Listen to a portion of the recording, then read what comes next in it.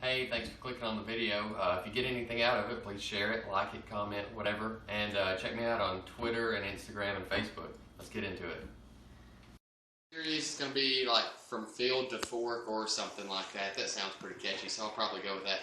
But we went out and caught a few fish and had a few keepers. So I was going to run through how we clean them, and then I'll probably do a separate video of cooking them just so these can be like easily accessed on how to do it.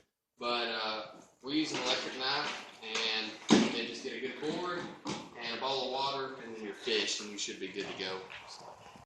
Gonna do, for me, the easiest thing to do is start with the back facing you, and I haven't done this in a while, so that'll kind of get me back in practice.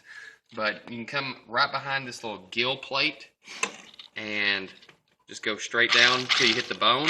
Sorry about the noise. And then just turn your electric knife and run right down the bone. And most of the meat's on this side, so just try and stay on the bone. You don't have to worry about this because there's a bunch of rib meat in there we're going to cut away in a minute anyway.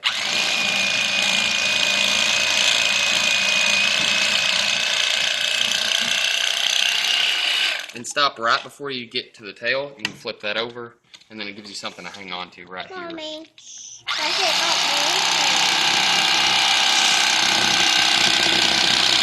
And again, you just want to keep your knife as close to the board as you can. You wind up with a very clean skin when you get it out.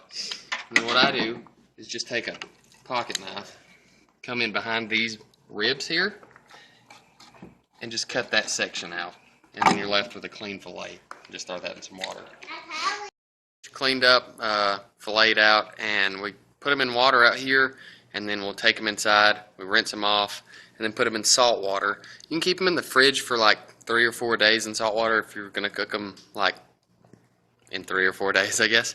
Otherwise, you can put them in Ziploc bags, like freezer bags, and freeze them, and they do fine. Just keep them in water, and they're fine. But yeah, I'll have another video up sometime when we cook those things.